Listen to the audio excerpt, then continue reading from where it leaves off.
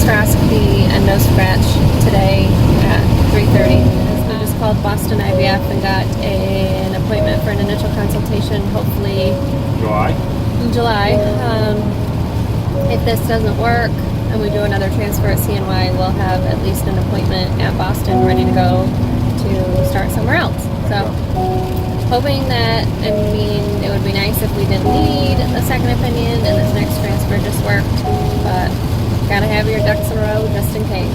We're off on our way home from surgery, and Dr. Corley found something blue inside my uterus. He doesn't think it was a stitch, he thinks it's something plastic. So it's getting sent out for pathology to see what the hell it is. He said I've got some neuritis in my uterine cavity, so that's going out to pathology as well.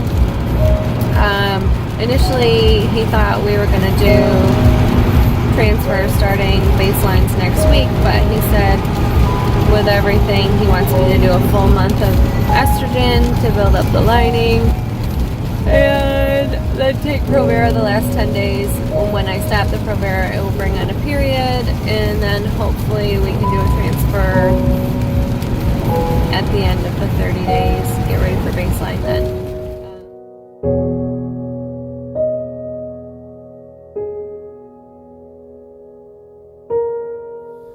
Okay, just got home from meeting with Boston IVF. Overall, I think it's going to be a great change.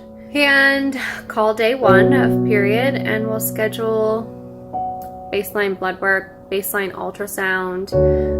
Josh is going to redo a semen analysis. Then we'll schedule a saline ultrasound because he wants to make sure that my uterus, like the cavity, looks good.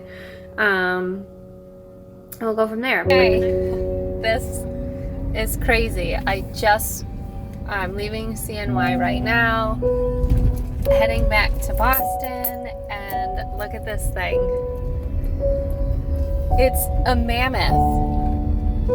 I've got it all strapped into the front seat, and I'm off to deliver it back to Boston. So weird, crazy that they're like, they could potentially be babies that are driving around in my front seat right now, which is so surreal. So I had gone in for my saline sonogram with Boston, and he tried 3 times to get the catheter through my cervix into my uterus all the way, and he couldn't get it. I've had this procedure done a bunch of times before, so it was really strange that it wasn't working. And then on the ultrasound, he was doing the ultrasound while he was trying to put the catheter in, and he's like, I'm getting stuck right here every time. It looks like you have a new blockage. Oh, great. So he's like, we're going to need to do a hysteroscopy. Oh, awesome. So here we were going to be getting ready to do a transfer, the month of August, and now they're like, oh, well, we can't get you in for your hysteroscopy until September. Oh, great. Here we are, just pushing everything back yet again. So he called me the day or 2 days after my procedure and said, I've been looking at all of your records and your surgery reports, and one of your surgery reports shows adenomyosis, so I think we should do an MRI. Just the MRI is going to show us that much more in depth of your uterus, and if you do have adenomyosis, the MRI will show us what percentage of your uterus has the adenomyosis. So we got that scheduled, and then so I had the procedure that he tried to do, the saline sono, on a Tuesday, and that Friday I started to really feel not good. I had a stomach ache and just felt off. So I didn't know if it was just like me getting in my head and my emotions were getting the best of me, or I just, had a fluke stomach ache or whatever. Saturday we had a wedding at the barn, and it was so hot that I just assumed that I still didn't feel good because of how hot it was. So whatever. Sunday rolls around, I feel even worse. I'm I'm home laying in bed. I couldn't even touch my stomach. So I sent Aunt Ruthie a message and I was like, hey, what do you think? What should I do? She said, well, you have a really high pain tolerance and you're telling me you're in pain. I really think that you should go. So we ended up going to the emergency room, and which was a whole story in and of itself, the craziness that happened while we were there with other people. But so they're like, oh, well, you probably have a UTI. Let's do a urine sample. No, I've had a UTI before. This is not a UTI. Well, let's do some blood work, see if you got an infection. Then they're like, well, let's do an internal ultrasound. Maybe you have, some fluid in there that's causing you irritation. So they did the ultrasound, which showed bilateral hemorrhagic cysts, which I've had cysts before. This is not what they feel like. So then they said, let's do just a typical pelvic exam. Maybe you have a bacterial infection. Again, I've had a bacterial infection before. This was not it by any stretch. So they do a pelvic exam, and then she finally says, the pain that you're in really isn't adding up to any of this other stuff. Let's do a CT scan. So they do a CT scan, and at 1:30 in the morning, the doctor comes in and says, you have appendicitis and you need to have surgery. What? I was totally not expecting that at all. And here I am, third lap surgery in less than a year and a half.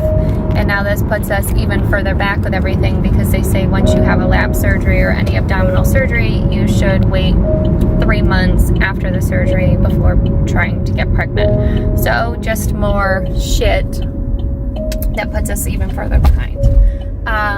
So I had the surgery first thing in the morning. I go home the same day. I end up being allergic to the adhesive that they used. Go figure.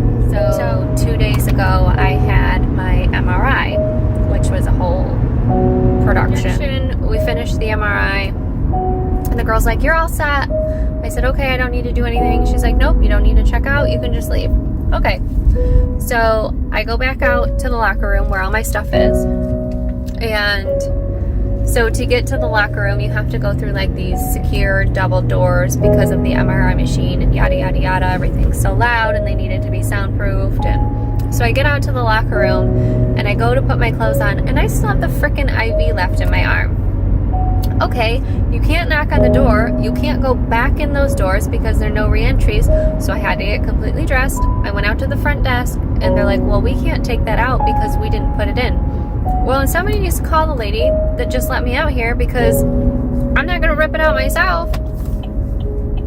So the girl has me come back in. She takes out my IV and I leave. But hopefully the MRI will give us some answers in direction of what we should do next. And I don't know, there's a possibility that he could say that your uterus is complete garbage and you'll never be able to carry a baby. I think that's worst case scenario. Best case scenario is you just have that one little blockage. We go in, do a hysteroscopy, clean everything up, and then prep you for a transfer. So, I mean, it could be anything in between there. But we'll see.